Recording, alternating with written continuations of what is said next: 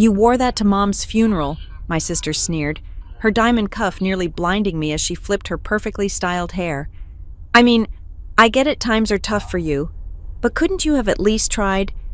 I smoothed down my simple black dress, hiding a smile. What she didn't know, I designed this dress. I also owned the brand on her feet, the boutique we were standing in, and the company that just canceled her modeling contract an hour ago. My name is Elise Morgan, and I learned long ago that the best revenge is served in couture. The morning of my mother's funeral dawned gray and misty over Newport Bay. The kind of weather that made the glass walls of modern churches look like they were weeping. I stood before the mirror in my childhood bedroom, one of the few rooms Dad hadn't renovated in his endless pursuit of contemporary living, and carefully zipped up my dress. Black crepe, minimal structure, no embellishments. To the untrained eye, it looked like something from a department store. To anyone who truly understood fashion, it was a $30,000 piece of wearable art. But my family had never truly understood anything about what I did. The church was already half full when I arrived in my 10-year-old Prius, parking between Blake's leased Mercedes and Rachel's borrowed Porsche. Through the tall windows, I could see them already holding court, accepting condolences like royalty-receiving subjects. My father, Gerald Morgan, stood near the altar in his Armani suit. The one from 2018 he thought no one would notice was outdated. Blake, my older brother, kept checking his phone between handshakes, probably monitoring whatever financial disaster he was juggling at the bank this week. And Rachel, my baby sister, posed near the flowers in a Valdere cocktail dress that cost more than most people's monthly rent. I slipped in through the side entrance, hoping to avoid the reception line, but Aunt Martha caught me immediately. "Oh, Elise, darling," she cooed, her eyes doing that quick up-and-down scan that wealthy relatives perfect by age 40. "How are you holding up? And how's the little boutique?" "It's fine, Aunt Martha. Thank you for asking." "You know," she leaned in conspiratorially, "my neighbor's daughter just opened a shop on Etsy, doing quite well with handmade jewelry. Maybe you two should connect, share tips." I smiled, the kind of smile I'd perfected over 15 years of family gatherings. "That's very thoughtful. I'll keep it in mind." The service itself was beautiful, if you liked that sort of orchestrated grief. My mother would have hated it, the enormous floral arrangements, the string quartet, the pastor who'd met her exactly twice droning on about her dedication to family. Mom had been dedicated to her craft, to the small boutique she'd run for 30 years, teaching women that elegance wasn't about labels but about understanding who you were. It was during the reception afterward that things truly began. "There she is," Rachel's voice carried across the church hall. She was surrounded by her usual quartet of followers, women who thought proximity to a C-list model made them influential. "Elise, we were just talking about you." I approached with my coffee black, no sugar, served in the church's finest paper cups. "All good things, I hope." "Of course." Her smile was sharp as her contoured cheekbones. "I was just telling Vivian how brave you are, keeping Mom's little shop running, though honestly," she lowered her voice to a stage whisper, "wouldn't it be easier to just work retail? I mean, Nordstrom has excellent benefits." Vivian, whose husband had just filed for bankruptcy but didn't know I knew, nodded sympathetically. "There's no shame in a steady paycheck. Elise, my daughter started at Macy's and worked her way up to department manager." "I'll keep that in mind," I said, taking a sip of truly terrible coffee. That's when Rachel delivered the blow she'd clearly been rehearsing. "I just can't believe you wore that to Mom's funeral." She gestured at my dress with her manicured nails, gel tips. I noticed, not the acrylics she used to afford. "I mean, I get it times are tough for you, but couldn't you have at least tried? Mom deserved better than off the rack." The quartet tittered appropriately. Blake appeared at Rachel's shoulder, ever the opportunist when it came to family pile-ons. "Hey, Ellie," he said, using the childhood nickname I'd specifically asked him to stop using when I turned 30. "Listen, if you need to borrow money for something appropriate next time, just ask. We're family." "How generous," I murmured, noting the stress lines around his eyes that his concealer couldn't quite hide. "I'll remember that." The offer stands for the shop, too, he continued, warming to his role as successful older brother. I could probably get you a small business loan. The rates would be brutal given your situation, but it might keep you afloat a few more months. My situation, if only they knew. Don't overwhelm her. Dad finally joined our little circle, playing the patriarch even as I noticed his cufflinks were replicas of the Cartier ones he'd sold 6 months ago. Elise is doing fine with her hobby. Your mother left her that space free and clear sometimes. That's enough for some people. Some people, as if I were a different species, content with less, ambitious for nothing. She's not doing that badly, Rachel conceded with false generosity. That vintage Prius is very eco-conscious, and living in a studio apartment means less to clean, right? The assumptions rolled over me like old friends. The Prius I drove to family events because the Bentley would raise questions. The studio apartment that was actually my private floor at the Meridian Towers. The little boutique that served as my personal design laboratory when I needed to touch fabric. To remember why I'd built an empire on my mother's foundation of understanding women's relationships with their clothes. Oh, Elise, Cousin Jennifer joined our growing circle of condescension. I've been meaning to ask. I have some clothes I was going to donate. Would you want them for your shop? They're barely worn. Mostly designer. Well, designer-ish.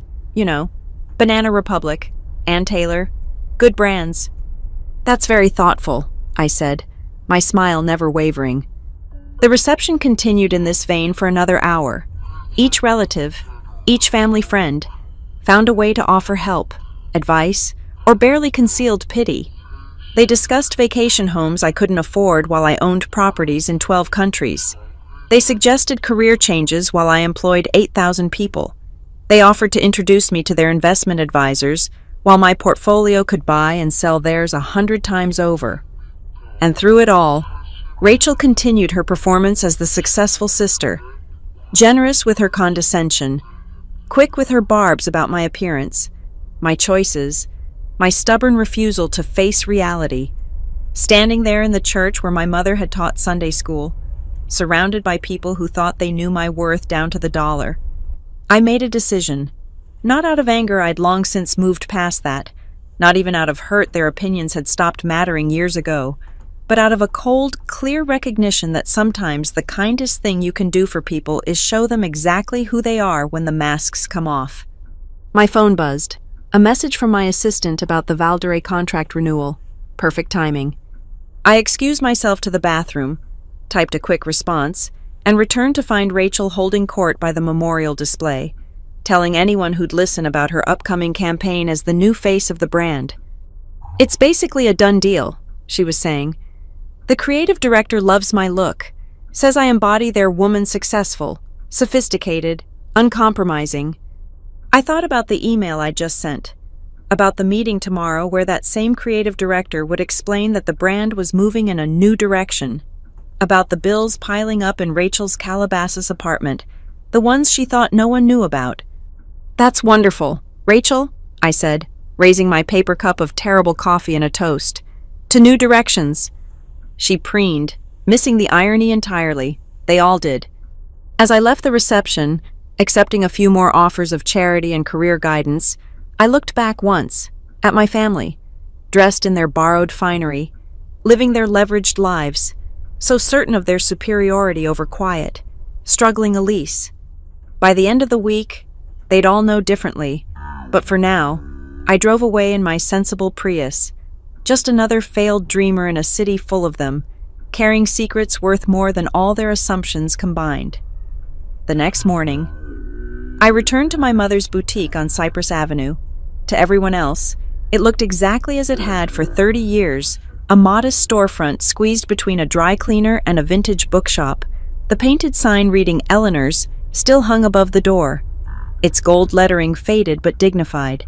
What they didn't know was that I'd purchased the entire block 6 years ago through one of my holding companies. Inside, morning light filtered through the original windows, catching dust motes that danced above racks of carefully curated pieces. My mother had possessed an extraordinary eye, able to spot potential in a garment the way others might recognize a masterpiece in a gallery. I'd learned at her knee, watching her transform women with a tuck here, a suggestion there, an understanding of how clothes could be armor or wings, depending on what you needed. My phone buzzed with the family group chat Dad had insisted on creating after Mom's diagnosis. Grief support, he'd named it, though it functioned more as a bulletin board for their respective performances of success. Blake, crushing it at the quarterly review, Mom would be proud. Rachel. On set for the Valdaire shoot, thinking of you all. Dad. Close the Steinberg deal. Your mother always said persistence pays.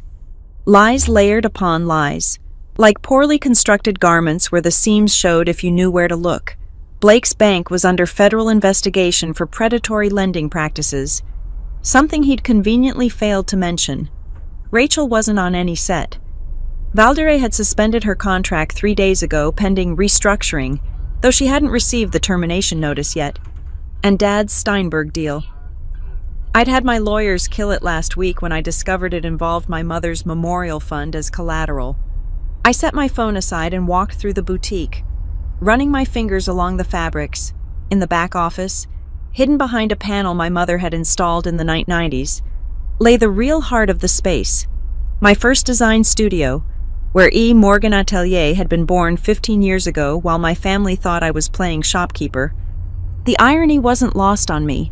They pitied me for clinging to this place, never realizing it was my sanctuary, my laboratory, the root from which an empire had grown. Every major collection began here, in this 12 by 15-foot room with its ancient Singer sewing machine and walls covered in my mother's careful notes about construction and drape. My assistant, Elisea, called as I was examining a bolt of Italian wool my mother had stored for something special. "Good morning, Ms.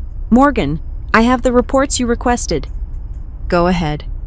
"Your brother's bank is facing a liquidity crisis. The federal investigation is expanding. His personal assets are leveraged at 340% of their value." I wasn't surprised. Blake had always confused the appearance of wealth with its reality, never understanding that true power came from what you could build, not what you could borrow. Your father's real estate holdings are in foreclosure proceedings on 3 properties. He's been using creative financing to hide the losses, but the house of cards is collapsing. Estimated timeline 6 to 8 weeks before it becomes public. And Rachel, living on credit cards that are maxed out. Her apartment lease ends next month, and she doesn't have the funds for renewal. The Valdaire termination will be official tomorrow. No other agencies are showing interest. I closed my eyes, seeing my baby sister at 5, parading around in Mom's heels, declaring she'd be famous someday. She'd gotten her wish, in a way Instagram famous, which in Los Angeles counted for something until the bills came due. "There's more," Elisea continued. "They've been approaching your business contacts.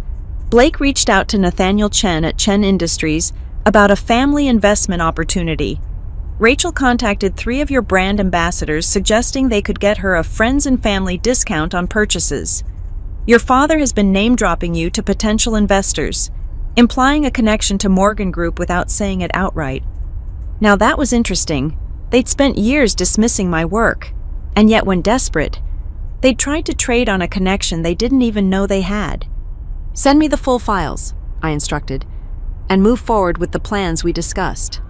After ending the call, I spent another hour in the boutique, cataloging pieces for donation to fashion students my mother would have wanted that. As I worked, memories surfaced Rachel at 16, sneering at my decision to skip college for playing with clothes, Blake at his MBA graduation, joking that at least one Morgan child had ambition, Dad, just last year, suggesting I sell the boutique and do something real with my life. The afternoon brought unexpected visitors. 3 women from the funeral yesterday, Rachel's quartet minus their queen, stood uncertainly at the door. "Is this a bad time?" Vivian asked, her Botox preventing much expression, but her voice carrying genuine concern. "Not at all. How can I help you?" They exchanged glances. "We wanted to apologize for yesterday. Rachel can be enthusiastic, I supplied diplomatically. Cruel, Vivian corrected, and we went along with it. Your mother was always kind to us, and we disrespected her memory by treating you that way. I studied them, three women clinging to relevance in a city that worshipped youth, surrounding themselves with people like Rachel, who made them feel connected to something desirable. They weren't bad people, just lost ones. Would you like some tea? I offered. They stayed for an hour, marveling at the boutique's hidden treasures, sharing stories about my mother I'd never heard. Vivian, it turned out, had been dressed by my mother for her wedding 30 years ago. She made me feel like Grace Kelly, Vivian said, touching a vintage scarf reverently. Not just beautiful, but significant, like I mattered. That was my mother's gift, seeing people, really seeing them, and reflecting their best selves back through fabric and form. It was the principle I'd built Morgan Group on, though scaled to a global level. After they left, pressing cards into my hand and insisting on lunch when you're ready, I locked up and drove to my real office, not to the executive floors at Havenmark that would come later, but to the design studio in the Arts District where my senior team was waiting. Show me the numbers, I said, settling into the conference room. The presentations rolled past quarterly earnings up 18%, the Asian expansion ahead of schedule, 3 potential acquisitions in Europe, but my mind kept drifting to family, to the elaborate fictions they'd constructed about their lives and mine. The Valdera situation, my VP of brand management said carefully. Do we proceed with the termination? I thought of Rachel's sneer, her casual cruelty, her assumption that I was somehow less than, but I also remembered her at 7, crying because someone at school had called her ugly, and how I'd spent hours teaching her to braid her hair into a crown, telling her she was a queen. Proceed, I said quietly, but include the standard transition package. She'll need it. My team knew better than to question the generosity. They didn't know Rachel was my sister. I'd kept my family entirely separate from my business life. To them, she was just another model whose behavior had become a liability to the brand. That evening, I stood on my private terrace at Meridian Towers, looking out over the city lights. Somewhere out there, my family was maintaining their facades, unaware that the foundations were already crumbling. Blake would discover the federal audit tomorrow. Dad would receive the foreclosure notices by the end of the week, and Rachel would wake to an email that would shatter her carefully curated image. I could stop it all with a few phone calls, wire transfers to cover their debts, word to the right people to make their problems disappear. It would be easy, cost me barely a fraction of what I'd earned last quarter alone. But that would require them seeing me, really seeing me. And in 20 years, they'd never managed that.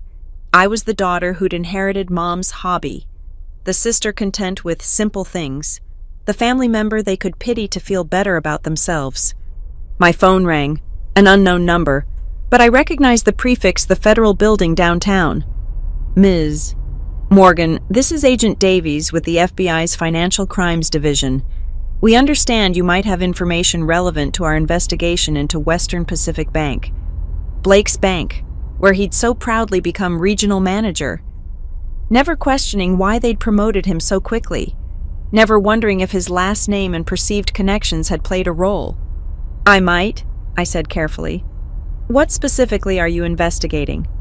As Agent Davies outlined their case: fraud, predatory lending, money laundering, I realized my brother wasn't just arrogant. He was complicit. The family tragedy I'd been orchestrating might be a mercy compared to what was coming for him legally. We'd appreciate your cooperation, Agent Davies concluded. Given your position in the financial community, he didn't elaborate on what position he thought I held, but clearly, someone had done their homework. Send me the formal request, I said. I'll have my lawyers review it. After hanging up, I poured myself a glass of wine, a 1982 Chateau d'Yquem I'd been saving for a special occasion. Perhaps this qualified. My family's illusions weren't just crumbling, they were about to explode. And at the center of it all, they'd find me. Not the Elise they'd invented, poor, struggling, pitiable, but the real one, the one they'd never bothered to see, the one who'd taken our mother's wisdom about understanding people through what they wore and built it into something they couldn't even imagine. Tomorrow, the first dominoes would fall, but tonight, I raised my glass to the city lights, to my mother's memory, and to the exquisite truth that the best revenge isn't served cold. It's served couture. The boutique on Cypress Avenue had never looked more innocent than it did that Tuesday morning. Sunlight streamed through the windows, illuminating the carefully arranged displays that most people assumed were my entire world. I arrived early, as I always did when I needed to think, letting myself in through the back entrance that opened onto a narrow alley where delivery trucks had been unloading bolts of fabric for 3 decades. Inside, everything appeared exactly as the world expected a small, respectable dress shop clinging to life in an era of fast fashion and online shopping. The front room held maybe 400 square feet of retail space, with racks of carefully curated pieces that I rotated seasonally, a single changing room, a modest counter with an ancient cash register I kept for appearance's sake, though all transactions actually ran through a state-of-the-art point-of-sale system hidden beneath. But the boutique was like an iceberg. What showed above the surface bore no resemblance to what lay beneath. I made my way past the vintage mannequins, through the stockroom where I'd hidden as a child during inventory days, reading fashion magazines while my mother counted and recounted their modest selection. At the back wall, I pressed my thumb against what looked like an old light switch, the biometric scanner, concealed behind layers of paint and deliberate aging, verified my identity in milliseconds. The wall swung inward on silent hinges, revealing the first of many secrets. The immediate space beyond could have belonged to any high-end atelier in Paris or Milan. Clean lines, perfect lighting, walls of pure white that made the colors of the fabric sing. This was my true design studio, where E. Morgan Atelier had been born, while my family believed I was barely keeping my mother's shop afloat. But even this was mere prelude. I descended the stairs imported Italian marble that no customer would ever see to the first sublevel. Here, the boutique's foundation connected to a network of spaces I'd acquired over the years. The dry cleaner next door I'd bought it 5 years ago, converting its basement into a pattern-making workshop where my senior technicians could work undisturbed. The vintage bookshop on the other side, its lower level now housed my archive, climate-controlled rooms containing every significant piece from every collection I'd ever created. The real revelation lay deeper still. 2 stories below street level, accessed by a private elevator hidden behind what appeared to be a storage closet, sat the nerve center of my West Coast operations. The space opened into a design floor that spanned the entire block, 40,000 square feet of creative workspace invisible to the world above. Screens lined one wall, displaying real-time sales data from Morgan Group's 63 global locations. Design teams worked at Constellation desks, their discussions a polyglot mixture of French, Italian, Mandarin, and English. "Good morning, Ms. Morgan," someone called out, and heads turned briefly before returning to their work. Here, they knew exactly who I was. No pretense, no pity, no assumptions beyond the expectation of excellence I demanded from myself and everyone around me. I made my way to the central command station where Elisea waited with the morning reports. Multiple screens showed footage from the previous day's funeral, facial recognition software analyzing the attendees, cross-referencing with financial databases I shouldn't have had access to but did. "Your predictions were accurate," Elisea said without preamble. "Your brother accessed his emergency accounts last night. He's trying to move money offshore." "Too late for that," I murmured, watching the transaction flags appear on screen. "The FBI will have frozen his assets by now. Your father has scheduled meetings with 3 private lenders today. All specialize in distressed assets. They'll turn him down. I've already had conversations with their risk assessment teams." Elisea's expression didn't change very little, surprised her anymore. "And Ms. Rachel?" I pulled up the termination notice that had gone out at 6 a.m. Pacific time. Clean, professional, citing strategic realignment of brand ambassadors, the kind of corporate speak that meant nothing and everything. She'll receive it when she wakes up, probably around noon, if her patterns hold. The irony wasn't lost on me that I could predict my sister's sleep schedule from her social media activity, but she had no idea what I did with my days. To them, I opened the boutique at 10, helped the occasional customer, closed at 6, went home to my studio apartment, and repeated the cycle, the mundane life of a failed creative. They'd never asked why the boutique's lights sometimes stayed on all night, never wondered about the delivery trucks that came and went at odd hours, never noticed that the local customers who occasionally stopped by wore Louboutins and carried Hermes bags that cost more than most cars. A notification flashed on my personal screen. The Wall Street Journal wanted a quote about Morgan Group's upcoming expansion into sustainable luxury. I typed a quick response under my corporate identity E, Morgan. The reclusive designer, whose gender-neutral initial had let the press assume whatever they wanted for years. Most thought I was a man. The few who'd gotten close to the truth had been redirected by my PR team's carefully crafted mythology about a designer who preferred to let the work speak for itself. Ma'am. One of my junior designers approached hesitantly. The fabric samples from Lake Como have arrived. Should we review them upstairs? Bring them to Studio 3, I instructed, and pull the mood boards for next season's collection. The morning progressed in this dual rhythm, the public face of a struggling boutique owner above, the reality of a fashion empire below. I reviewed samples that would become dresses selling for tens of thousands, approved marketing campaigns that would run in 30 countries, signed off on store renovations for our flagship locations in Tokyo and London. Between tasks, I monitored my family's unraveling through the feeds. Blake had discovered the FBI freeze on his accounts when his mortgage payment bounced. The panic in his text messages to our father was palpable, even through the sterile interface of data mining. "Dad, something's wrong. They're saying I'm under investigation. This has to be a mistake." Gerald Morgan's response was typically self-absorbed. "Handle it. I have my own problems right now." And Rachel, she'd gone silent after receiving the termination notice. But her credit card activity told its own story, 3 declined charges at her usual breakfast spot, a failed attempt to book a panic session with her therapist, an Uber ride to our father's house in Bel Air. They were converging, drawn together by crisis as they'd never been by success. The family that had stood apart at my mother's funeral, each isolated in their bubble of perceived superiority, would huddle together now in shared desperation. My phone buzzed with a text from an unknown number. I recognized Rachel's secondary cell, the one she thought no one knew about. "Can we talk, please?" I stared at the message, remembering a dozen childhood moments. Rachel taking my favorite doll and crying when I tried to get it back. Our parents scolding me for not sharing. Rachel wearing my homecoming dress without asking, stretching it beyond repair. Then telling everyone I'd gained weight. Rachel at Mom's diagnosis, too busy with a photo shoot to visit the hospital, leaving me to hold our mother's hand through chemo sessions. But also Rachel at 3, crawling into my bed during thunderstorms. Rachel at 8, proudly presenting a macaroni necklace she'd made for my birthday. Rachel at 13, sobbing in my arms when her first boyfriend dumped her via text. "Not yet," I typed back, then deleted it without sending. Let her wonder.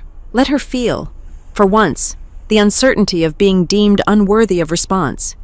"Ms. Morgan," Elicia appeared at my elbow. "The Times wants to know if you'll comment on the rumors about Morgan Group acquiring Valdere." I smiled, the first genuine expression of pleasure I'd felt all week. "Tell them we don't comment on speculation." And the truth?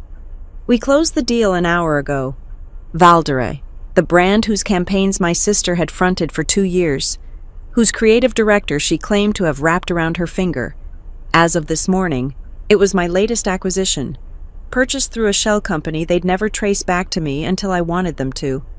The afternoon brought an unexpected visitor. Through the security feeds, I watched my father's Mercedes pull up outside the boutique. He sat in the driver's seat for a full 5 minutes, pride warring with desperation on his face. Finally, he emerged, checking his reflection in the window before entering. I met him upstairs, playing the role he expected, Elise in a simple cardigan and slacks, organizing inventory, looking up with mild surprise when the door chimed. "Dad, I wasn't expecting you." "Elise," he glanced around, his real estate developer's eye automatically calculating square footage and rent ratios. "The place looks the same." "Consistency is important to our customers," I said mildly. "Can I get you some tea?" He waved the offer away, his Rolex catching the light, one of the few genuine pieces he had left. "I'll be direct. I'm in a bit of a situation. Temporary cash flow issue. These things happen in business." "Of course." "I was wondering if you might have any savings you could spare. As a loan, naturally, with interest." I tilted my head, playing dumb. "How much do you need?" 200,000 should cover it." 200,000, a rounding error in my world, but to him, salvation. I could picture the calculations in his head. Surely even Elise, with her pathetic little shop, must have saved something over the years. "I wish I could help," I said slowly, "but the boutique barely breaks even. You know that." His face tightened. "Surely you have something set aside. Your mother must have left you." "She left me the shop," I interrupted gently, "which, as you've pointed out many times, is more burden than asset." He stood abruptly, anger flashing across his features before he controlled it. "I see. Well, I suppose I shouldn't have expected. Never mind."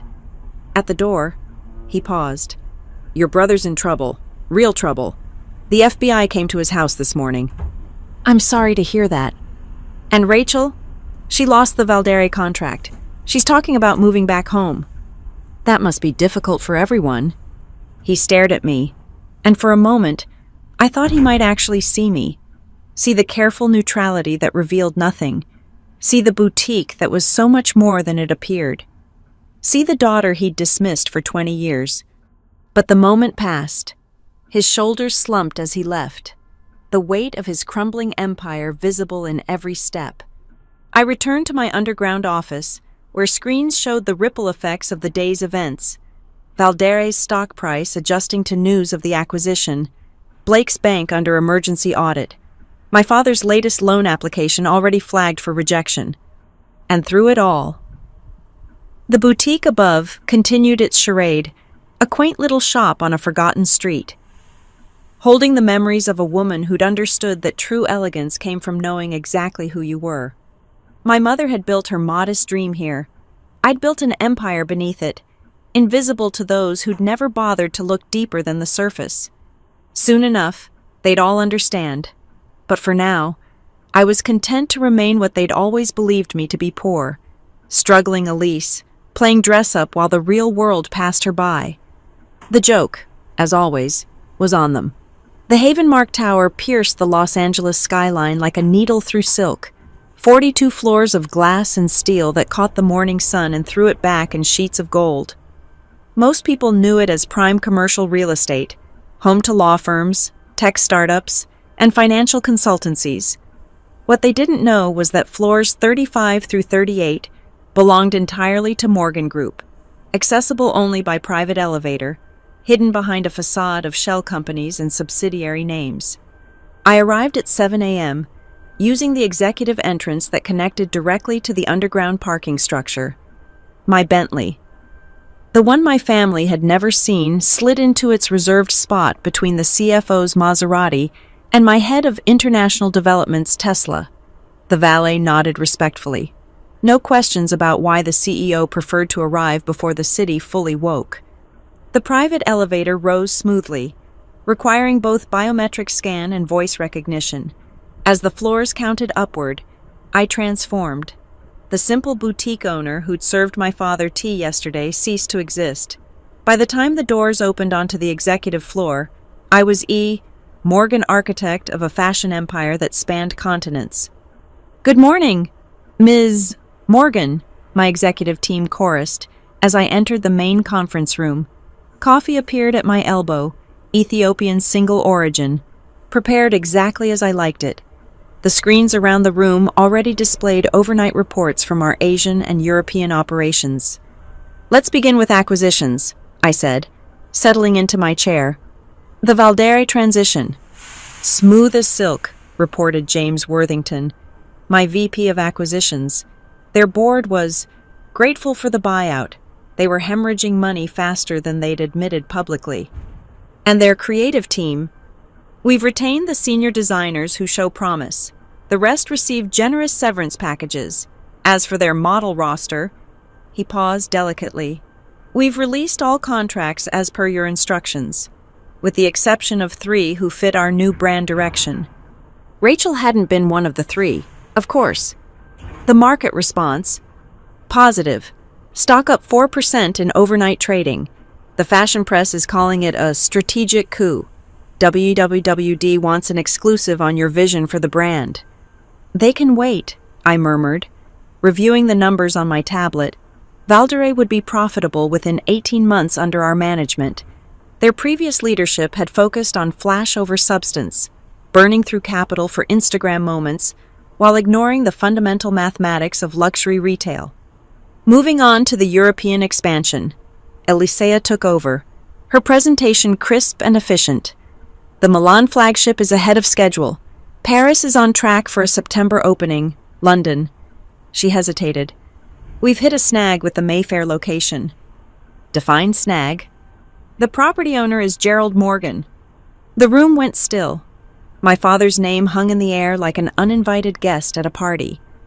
My executive team didn't know he was my father. I'd been careful to keep that separation absolute. To them, he was simply another over-leveraged real estate speculator who happened to own a building we wanted. I see, I said calmly. What's his position? Desperate, James replied bluntly.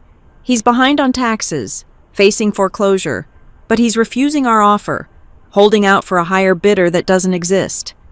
Double our offer, I instructed, but structure it through the Cayman subsidiary. Make it clear this is our final proposal. If he refuses, we walk and leak our withdrawal to the press. The property will be worthless without an anchor tenant of our caliber. Elisea made a note. Shall I handle the negotiation personally? No. Send Dimitri. He has a gift for making stubborn men see reason. The meeting continued for another hour, covering everything from sustainable fabric sourcing to the launch of our first fragrance line. Throughout it all, I partitioned my mind CEO in the foreground, daughter watching her father's empire crumble in the background. My phone, set to silent, lit up with messages. Blake, Elise, I need a lawyer. Do you know anyone cheap? Rachel. Why aren't you answering me? This is literally life or death. Dad. Your brother is being railroaded. The family needs to stick together. I archived them all without responding. Let them stew in the uncertainty they'd so casually inflicted on others over the years. Ms. Morgan? Elisea drew my attention back. There's one more matter. The Times piece on the mysterious E. Morgan. They're pushing hard for an interview. They figured out you're a woman, though they haven't connected any other dots yet. How close are they to the truth? Not very. They're chasing ghosts in New York, convinced you're connected to the Parsons School of Design because of your technical excellence. Let them chase, I decided, but have legal prepare cease and desist orders in case they get too creative with their speculation. After the meeting, I retreated to my private office, a corner suite with views stretching from downtown to the Pacific. The space reflected nothing of my public persona. No fashion magazines, no mannequins, no fabric samples. Instead, clean lines and minimalist furniture, punctuated by a single photograph on my desk, my mother in her boutique, circa 1995, teaching a younger me how to read the grain of silk. I worked steadily through the morning, approving budgets that would have made my father weep, authorizing expansions that would position Morgan Group as a dominant force in luxury retail for the next decade. Between spreadsheets and strategy sessions, I monitored my family's continued meltdown through various feeds and sources. Blake had hired a public defender. The FBI had seized his computers that morning, finding what my forensic accountants had discovered months ago, evidence of his participation in the bank's predatory lending schemes. He hadn't just been complicit, he'd been enthusiastic, earning bonuses for targeting vulnerable communities with loans designed to fail. My brother, who'd mocked my bleeding heart concern for ethical business practices, was about to learn what happened when Karma came calling with a federal warrant. Around noon, something interesting appeared on my security feed.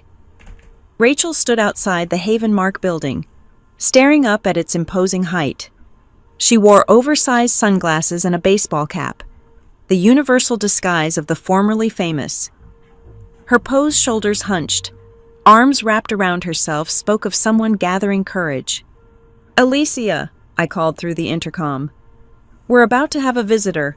When she asks for Morgan, tell her I'm unavailable, but have security keep an eye on her." Understood.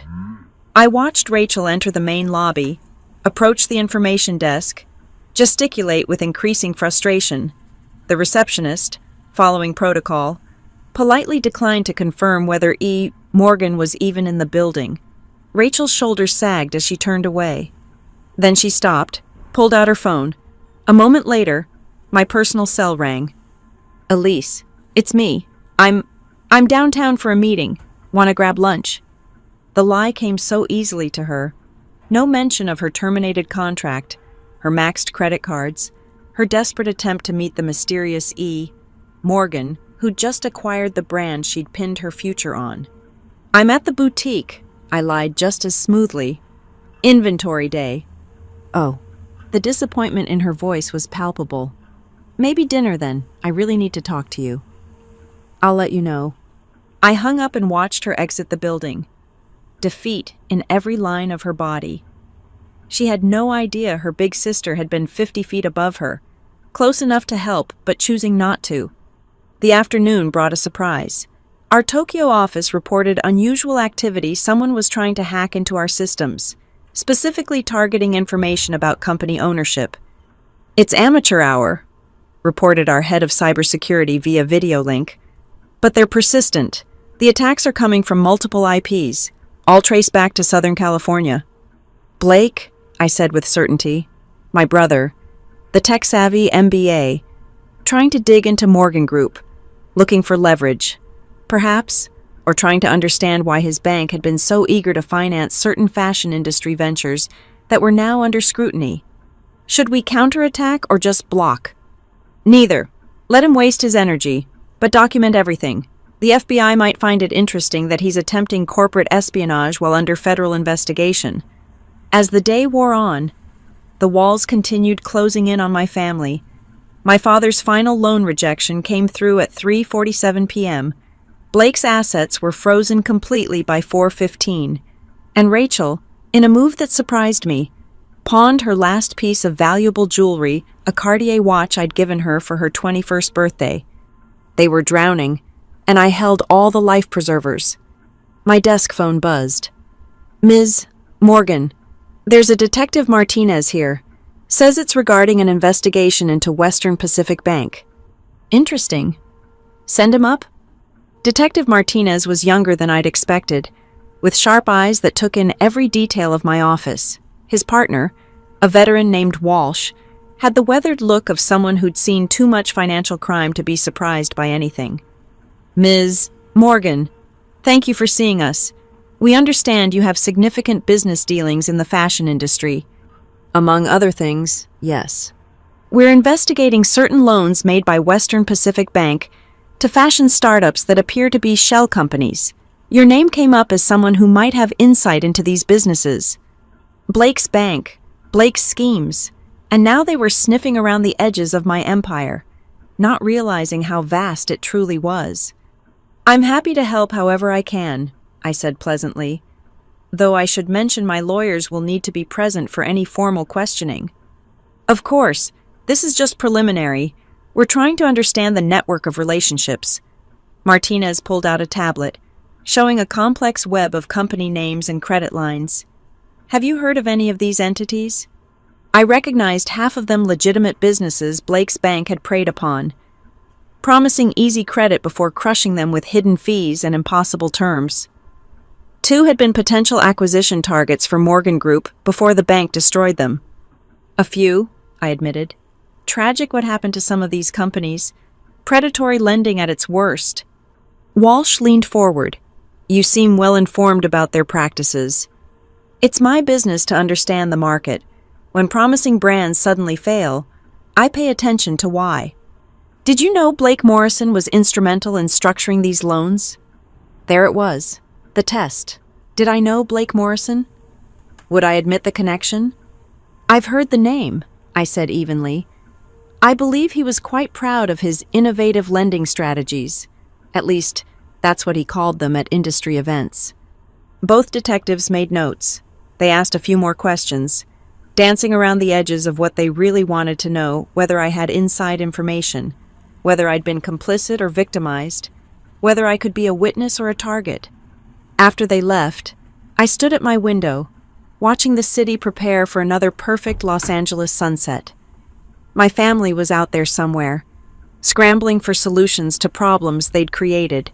They'd call me again tonight, I knew, beg for help from the one person they'd always dismissed as irrelevant. And I'd answer, eventually. But first, they needed to understand the full weight of their assumptions, the cost of their casual cruelty, the price of never looking beyond the surface. The boutique owner they pitied was about to reveal herself as the architect of their destruction. And unlike them, I'd built my empire on foundations that couldn't crumble quality, ethics, and the radical idea that people should be seen for who they truly were. The sunset painted the sky in shades of revenge, beautiful and terrible in equal measure. Tomorrow, the real revelations would begin. But tonight, I had an empire to run. Wednesday arrived wrapped in marine layer, the kind of Los Angeles morning where the city seemed to exist in soft focus until the sun burned through. I woke to a symphony of notifications, my family's desperation reaching crescendo. Blake, they froze everything. Everything. Can't even buy gas. Rachel. Lost the apartment. Have 48 hours to move. Please call me. Dad. Emergency family meeting tonight. Your childhood home needs you. The childhood home he'd remortgaged 3 times. The one now facing foreclosure because he'd gambled it on yet another development deal that existed only in his imagination. I dressed carefully, another one of my own designs disguised as department store mediocrity. The genius was in the cut, the way the fabric moved, details invisible to anyone who didn't understand that true luxury whispered rather than screamed. By 8 a.m., I was back at the boutique, but not alone.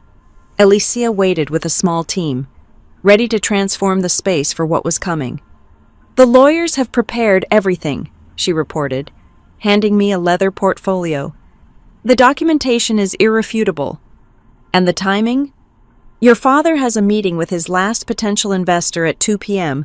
When that falls through, and he'll be completely out of options. Perfect. What about the press?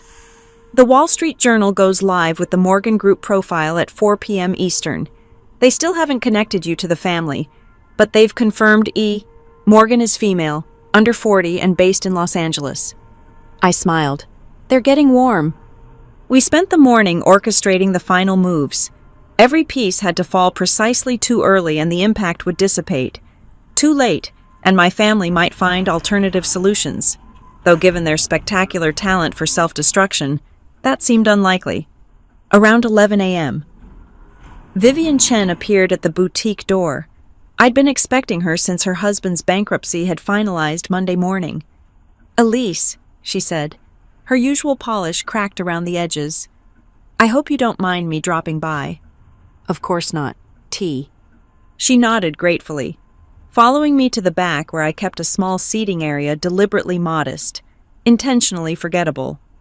I wanted to apologize again, she began. And also, I have a confession. I know who you are.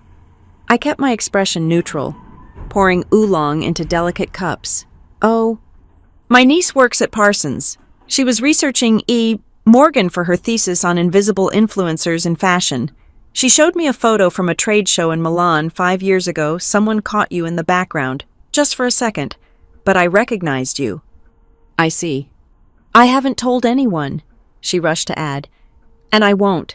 I just wanted you to know that someone sees you, really sees you. Your mother would be so proud. What makes you think? The dress you wore to the funeral. I touched it when I hugged you. That fabric doesn't exist at retail. That construction. I spent 30 years in fashion before I married money. I know haute couture when I feel it. I studied her carefully. Vivian, stripped of her social armor, reduced to honesty by circumstance. "What do you want?" I asked directly. "Nothing. That's what I came to say. I want nothing from you. I just needed someone to know that I know. That not everyone in your life has been blind." After she left, pressing my hand with surprising warmth, I felt an unexpected crack in my carefully maintained composure. One person had seen through the facade. One person had looked beyond the surface. It was more than my family had managed in 20 years. The afternoon accelerated. Through various feeds, I watched my father's meeting implode. The investor someone I'd had Dmitri warn off yesterday didn't even show. Dad sat in the restaurant for an hour, pride keeping him at the table long after hope had fled. Blake's situation worsened by the hour. The FBI had expanded their investigation, finding threads connecting him to a dozen other schemes. His lawyer, the public defender he'd scorned as barely qualified, had advised him to consider a plea deal.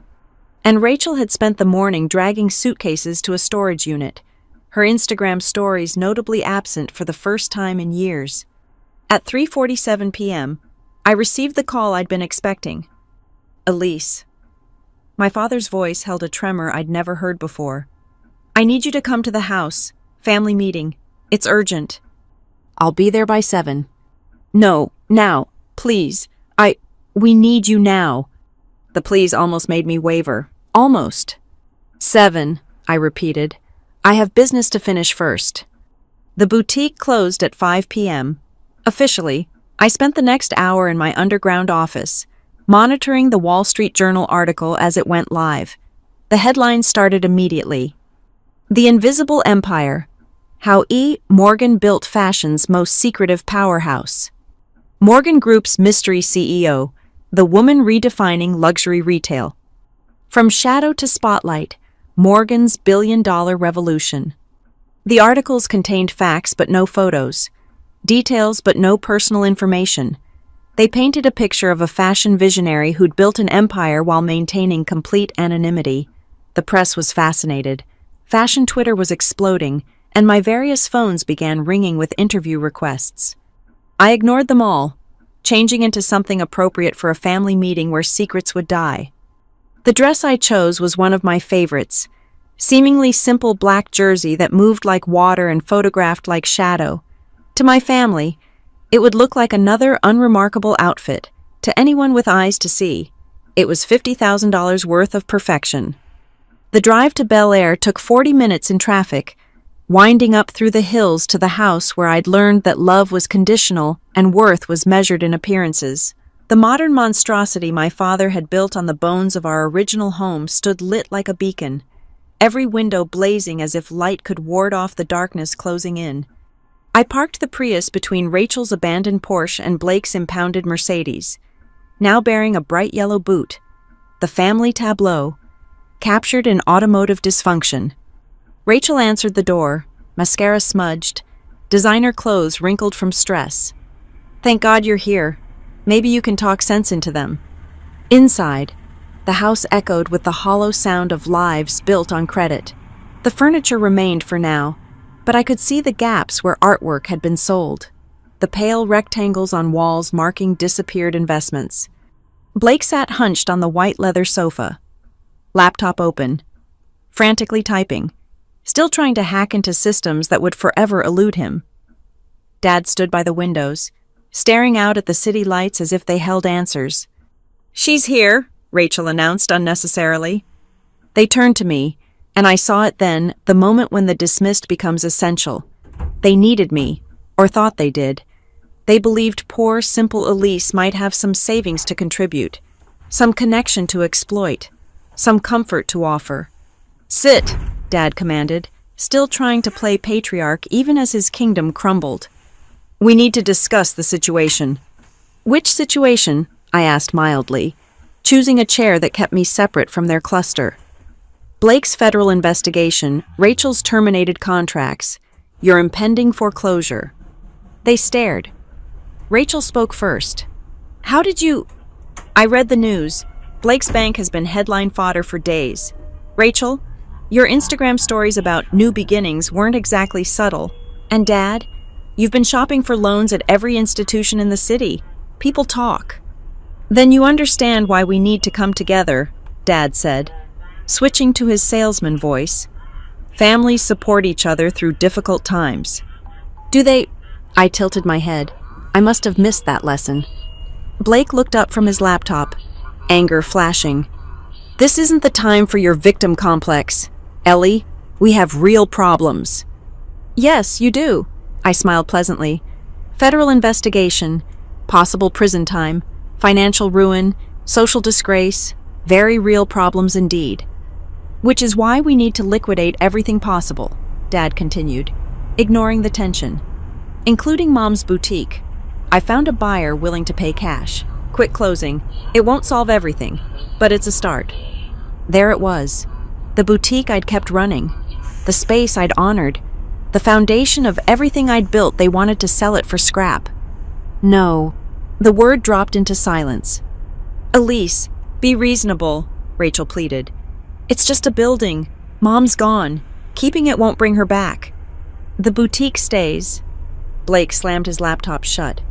You don't get to make that decision. We all inherited equally, 3 against 1. Actually, I said, pulling out the leather portfolio Elisea had prepared. That's not accurate. Mom left the boutique to me alone. She also left me power of attorney over any family business decisions. It's all here, notarized and filed 3 years ago when she updated her will. I set the documents on the coffee table, watched their faces change as they read. She didn't trust you. I continued conversationally. Isn't that interesting? Even then, she knew you'd try to sell off her legacy the moment opportunity arose. This is fake, Blake snarled. You forged these? Feel free to have them authenticated. May I suggest Martindale and Associates? Oh wait, they were your bank's law firm. Currently under investigation for fraud. Perhaps someone else. Dad picked up the papers with shaking hands. This gives you control of her entire estate, not just the boutique. Yes, including the investment account you didn't know existed. The one she built by being careful with money while you were all being careless. The one currently worth... I pretended to think. Well, enough to matter. How much? Rachel whispered. More than the quick cash you'd get from selling the boutique. Less than what you need to solve your problems. They exchanged glances. Calculations running behind their eyes. How much could they extract from me? How much guilt could they leverage? There's something else you should know, I said, standing. The Morgan Group article that published today. The mysterious E. Morgan, everyone's talking about the woman who built a fashion empire worth $2.9 billion. I paused at the door, looking back at their expectant faces. Surprise.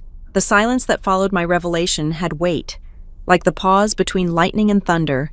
I watched their faces cycle through confusion, disbelief, and that particular brand of fury that comes from realizing you've been profoundly, catastrophically wrong. That's impossible, Blake said finally, his MBA brain trying to process. Morgan is, the Wall Street Journal said, a fashion revolutionary, a business genius, the most successful female entrepreneur no one's heard of. I supplied helpfully. Yes, that's me. Hello.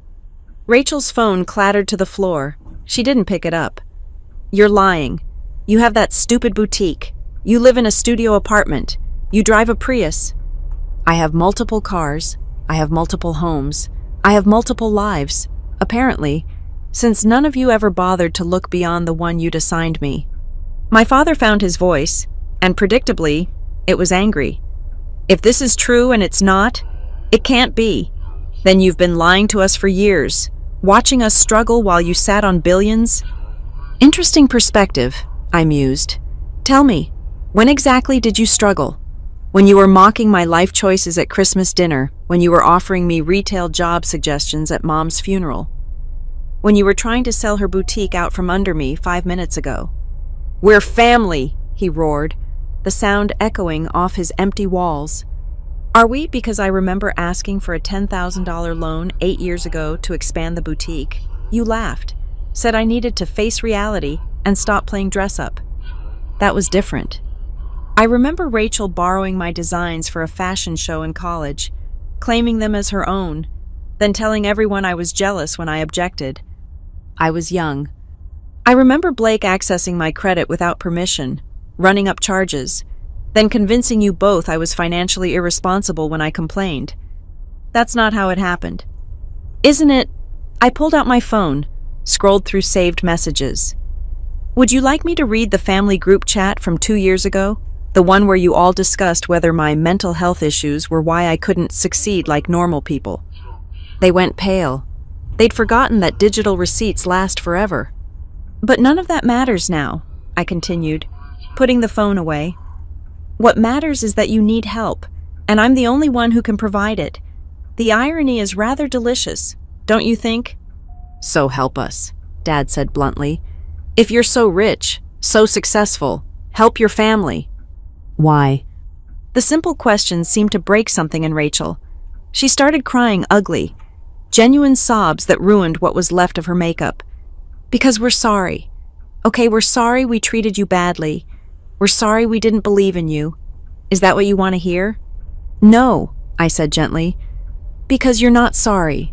You're desperate. There's a difference. My phone rang.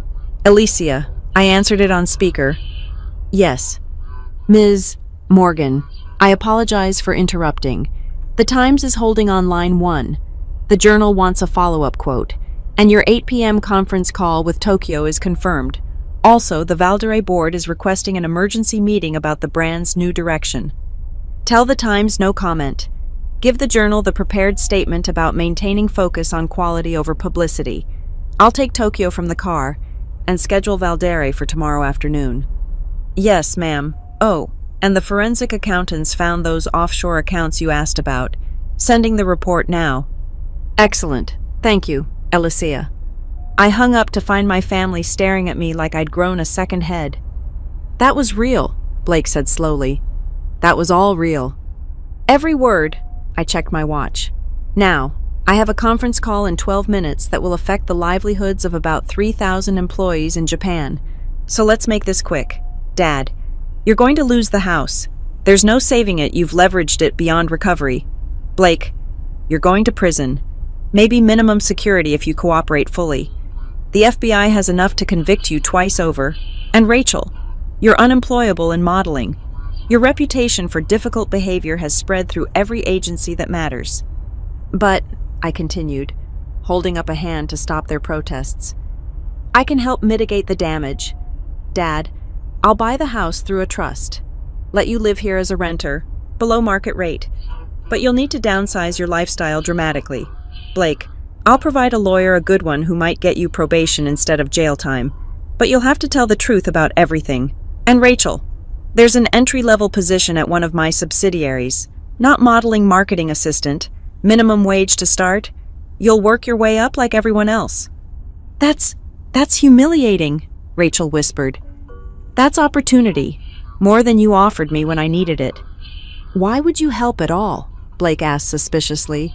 After everything. I thought of my mother, teaching me to hem skirts in the back of the boutique, telling me that elegance wasn't about what you wore but how you treated people when you didn't have to be kind. Because Mom would want me to. Because despite everything, you're still my family. And because I can afford to be generous in ways you never could. The dig landed. They flinched collectively. There are conditions, I added. Complete honesty with authorities. No more lies about your situations. No using my name or connection for any purpose. And you'll each write a letter, a real letter, acknowledging how you treated me and apologizing. Not to me, to Mom's memory. You want us to apologize to a dead woman. Dad's pride flared one last time. I want you to acknowledge who you've been.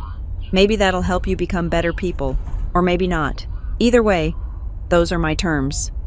My phone buzzed. Time for the Tokyo call. You have 24 hours to decide, I said, heading for the door. Elisea will contact you with details if you accept. If not, best of luck.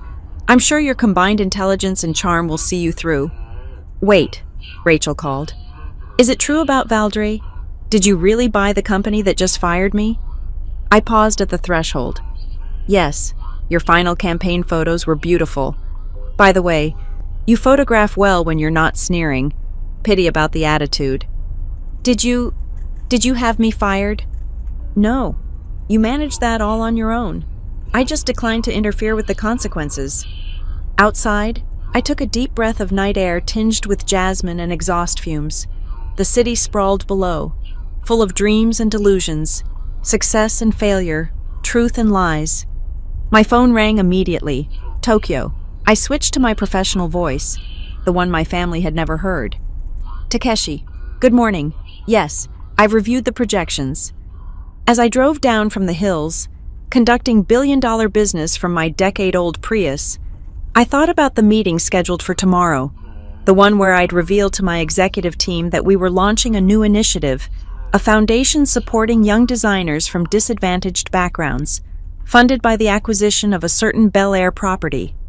My family would never know that their childhood home would become a force for good, incubating the dreams of people like I'd once been. People dismissed by their families, underestimated by society, but burning with the kind of ambition that builds empires from boutique foundations. The call with Tokyo went well.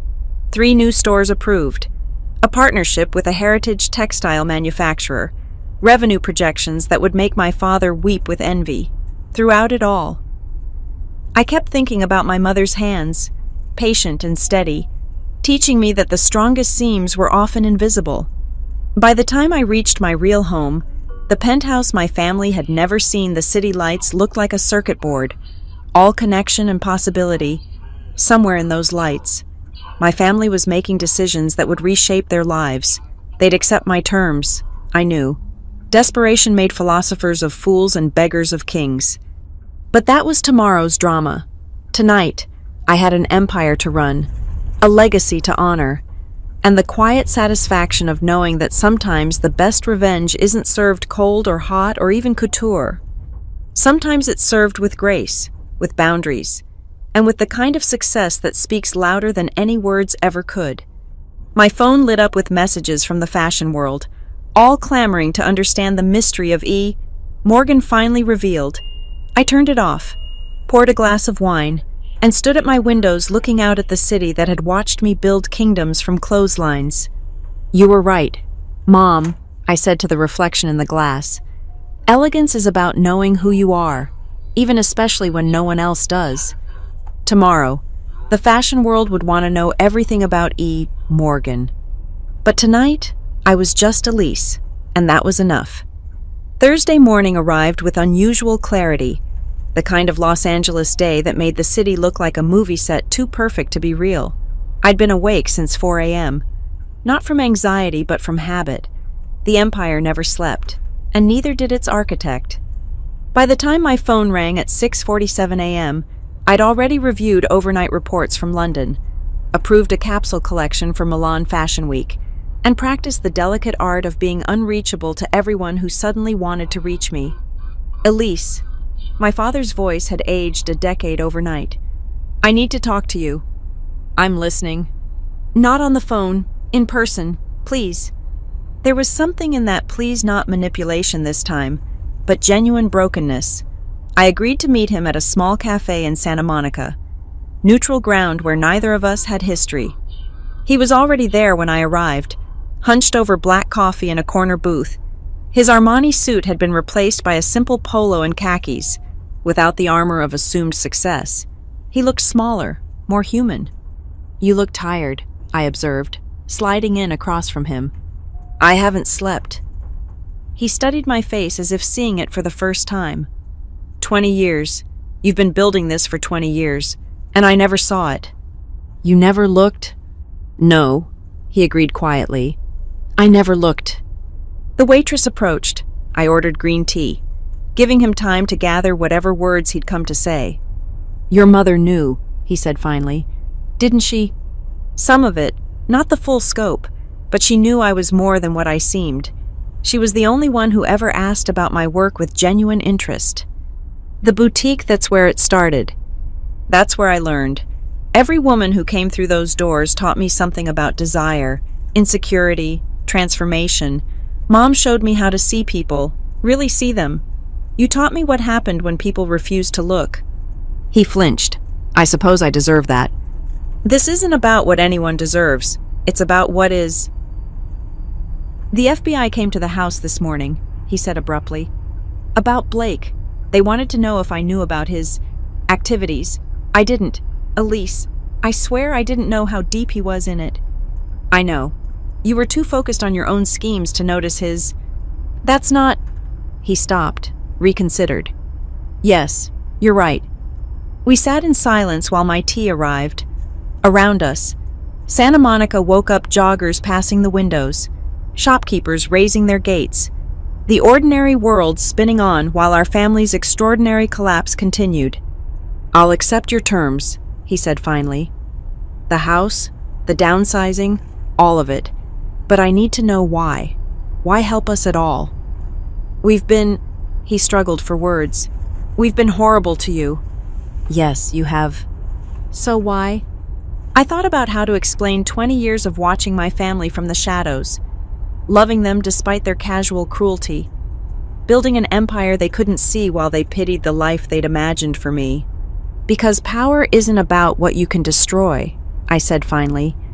It's about what you choose to preserve. Mom taught me that. You all forgot it. But I never did. His eyes filled with tears he was too proud to let fall. She would have been proud of you. She was proud of me.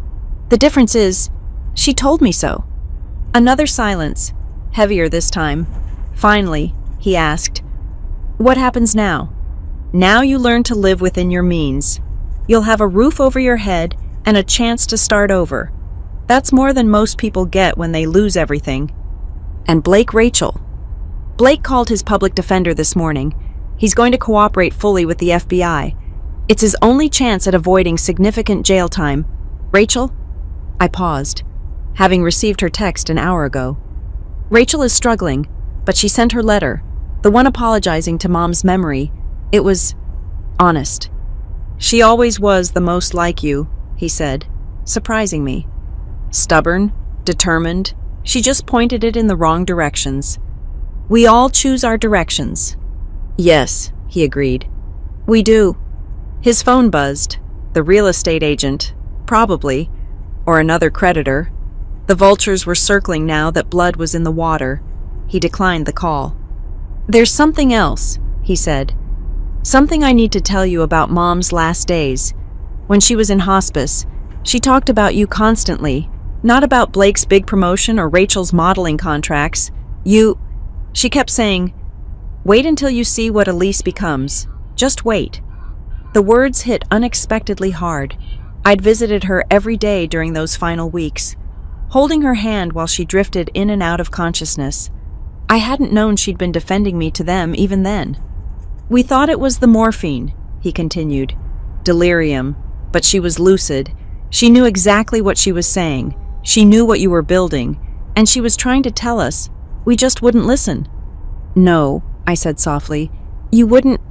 He reached across the table, not quite touching my hand but gesturing toward it. I'm listening now. Too late. But I'm listening. My phone vibrated. Alicia, with a message that made me smile despite everything. The Times wants to know if you'll comment on being called fashion's best-kept secret. Also, your 10 a.m. with the Valderay board has been moved to 9:30. I have to go, I said, standing. There's a company to run. Of course. He stood too, awkward in this new dynamic where his youngest daughter held all the cards. Elise, would you consider having dinner sometime? Not about money or help or any of that. Just dinner. Ask me in a year, I said, after you've had time to figure out who you are without the facade. I left him there with his cold coffee and warm regrets, stepping out into the morning sun. My driver was waiting, not the Prius today, but the Bentley. I had a board to face, a brand to restructure, an empire to expand. But first, I stopped at the boutique.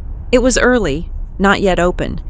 but I had keys that had worn smooth from 20 years of use. Inside, everything waited in perfect stillness. The racks of carefully chosen pieces, the chairs where women had sat while my mother pinned their hems, the mirror that had reflected 1,000 transformations.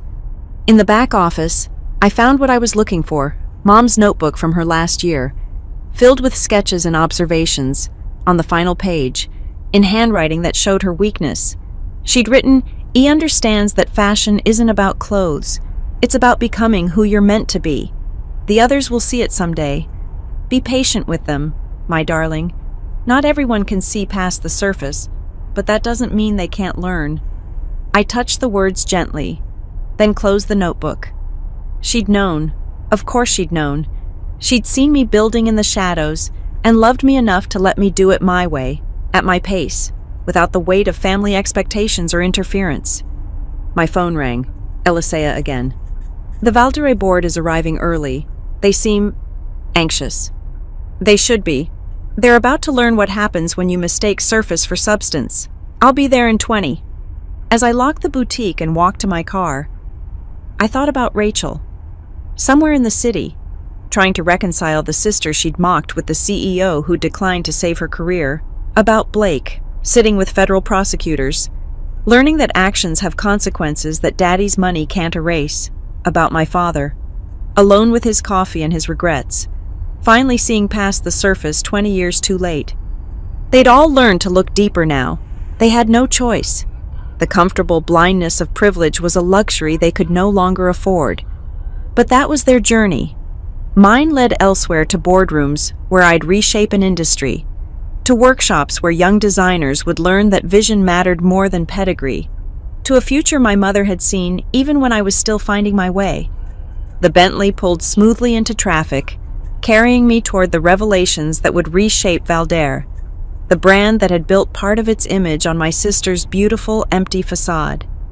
They'd learned today what Morgan Group already knew, that true elegance came from authenticity, that lasting success required substance, that the most powerful transformations happened when you finally saw past the surface to what lay beneath. My phone buzzed with messages from the fashion world, the financial press, the 1,000 people who suddenly needed to know Morgan. I silenced it all. They could wait. The empire wasn't built on being available to everyone who finally decided you mattered. It was built on knowing when to be visible and when to vanish, when to speak, and when to let silence say everything. Today I would speak. Tomorrow, who knew? But one thing was certain: the view from the top was spectacular, especially when you'd climbed there in shoes everyone assumed were made for smaller journeys. The city blurred past the windows, full of dreamers and schemers, all trying to make it in a town that ate ambition for breakfast. I smiled, thinking of my mother's words, "Fashion isn't about clothes, it's about becoming who you're meant to be." I'd become exactly that, and now, finally, everyone could see it. Even the ones who'd never bothered to look. The Valdere board meeting had just concluded, leaving 11 shell-shocked executives trying to comprehend how their luxury brand had been hemorrhaging money while projecting success. I'd shown them the numbers, the real ones, not the fantasy figures their previous CEO had been peddling. They'd left understanding that Morgan didn't acquire companies to coddle them, but to transform them into something worthy of the Morgan Group portfolio. It was 2:15 p.m. when I finally opened the message I'd been avoiding all morning. Rachel's text, sent at 3 a.m., was raw in a way I'd never seen from her. "I can't sleep. Keep thinking about what you said, about Mom knowing. I threw up when I realized you were at every one of her chemo appointments while I was at Fashion Week. I'm not asking for forgiveness. Just wanted you to know I finally see it. All of it. The joke was never on you." I stared at the words, remembering my sister at 5, 10, 15, always reaching for something shiny, never noticing the solid ground beneath her feet. Maybe there was hope for her yet. Maybe. Elisea knocked, entering with an expression I'd learned meant unexpected complications. "Blake Morrison is here." "Here."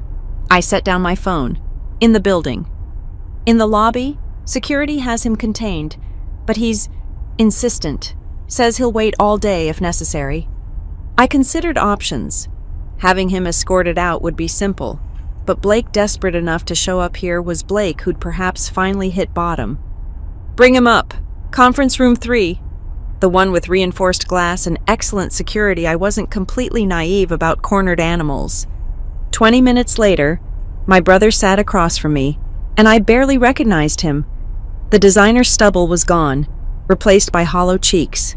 The confident swagger had evaporated, leaving someone who looked disturbingly like our father, had that morning broken and bewildered by his own choices. "They're going to indict me," he said without preamble. "Multiple counts. The lawyer says I'm looking at 5 to 10 years if I don't cooperate. And if you do cooperate, 2 years, maybe 18 months with good behavior." He laughed bitterly. "Good behavior. Like I know what that looks like." "Why are you here, Blake?" He pulled out a folder, thick with documents. "I started going through everything last night, building my defense, trying to understand how deep I was in, and I found these." I opened the folder. Transaction records, emails, internal memos, all documenting loans made to fashion startups over the past 3 years. "I targeted them because of you," he said quietly. "Not you specifically I didn't know about.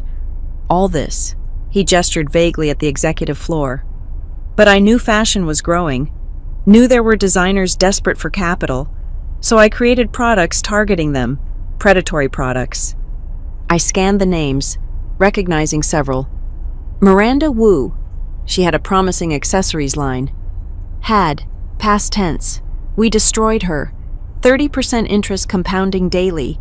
Hidden in the fine print. She lost everything. David Esperanza. I remember his work from the fashion incubator. Blake said evenly. It was suicide. 6 months back. After we seized his gear, his inventory, even his notebooks. Everything was collateral. The list went on. Dreams destroyed. Talents wasted. Creative spirits crushed under the weight of impossible debt. All because my brother had seen an opportunity to exploit hope. "So you want what absolution I can't give you that?" "No."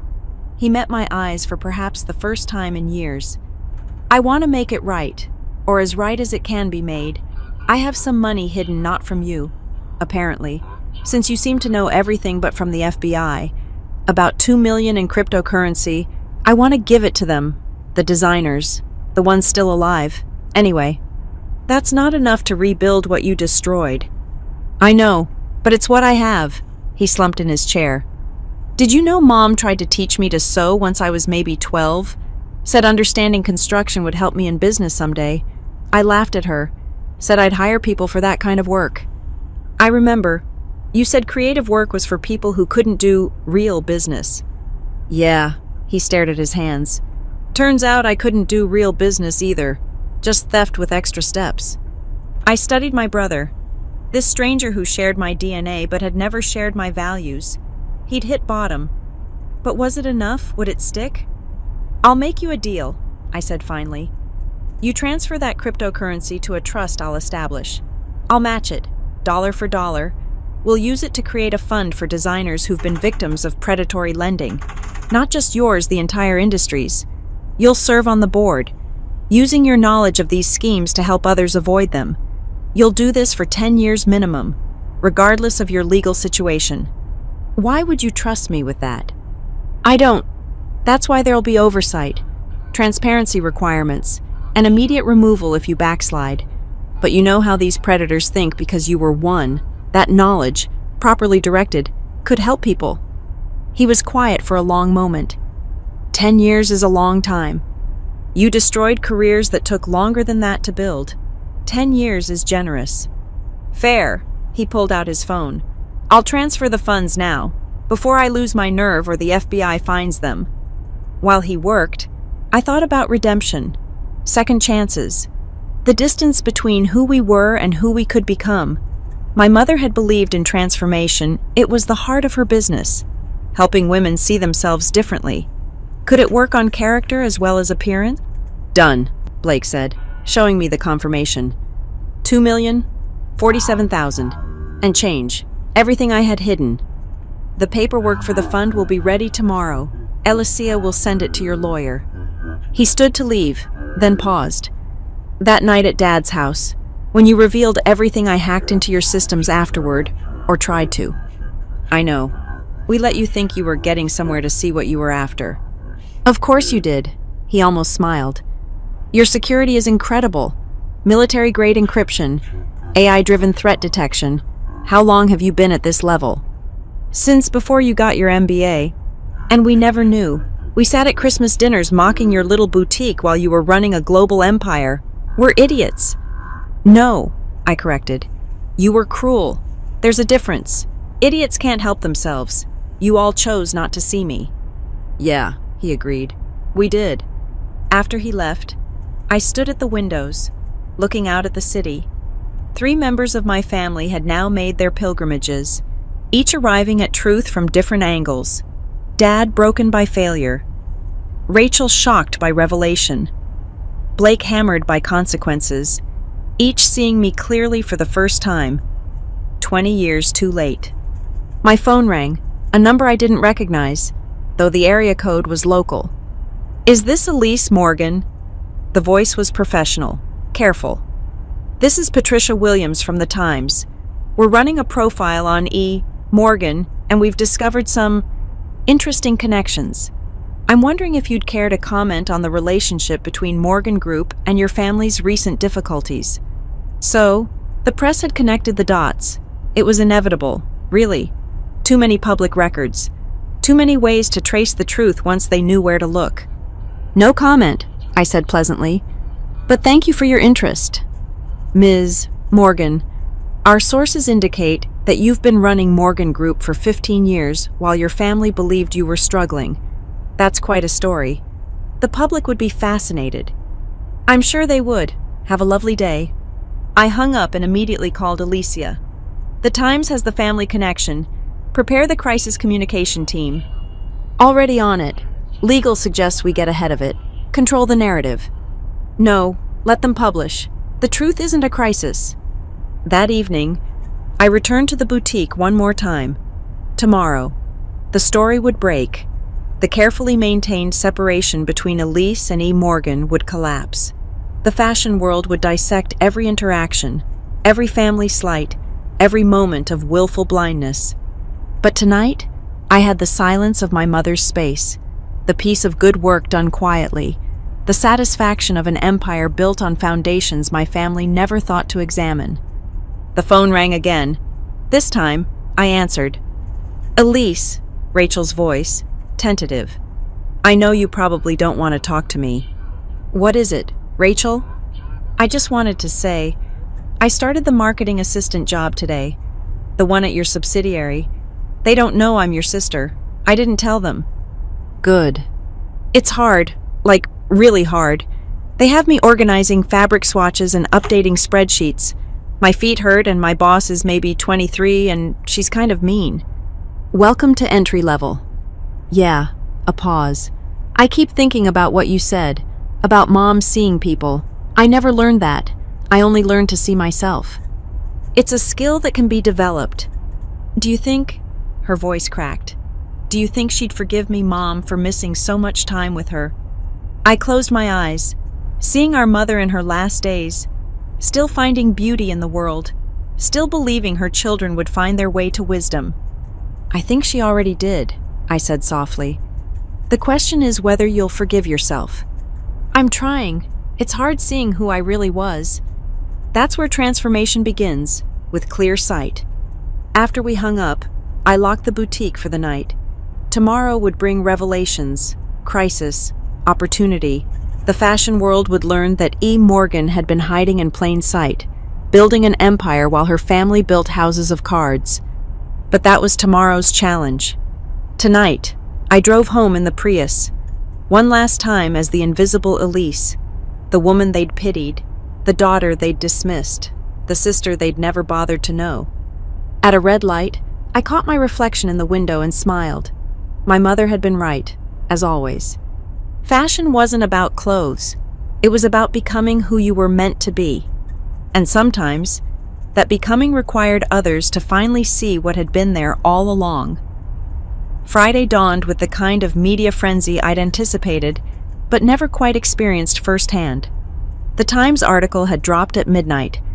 The Invisible Heiress, how E. Morgan built a billion-dollar empire, while her family mocked her thrift store aesthetic. They'd done their homework. Photos from family gatherings where I stood in the background. Quotes from society pages where my family discussed their less fortunate relative. Financial records showing the empire rising while my family's fortunes fell. The juxtaposition was devastating in its clarity. By 6 a.m., my phone had logged over 400 calls. Fashion bloggers, financial analysts, documentary producers, and every distant relative who'd suddenly remembered we were family. I turned it off and went for a run along the beach, needing clarity before the storm fully broke. When I returned to Meridian Towers, building security informed me that news vans were already gathering outside.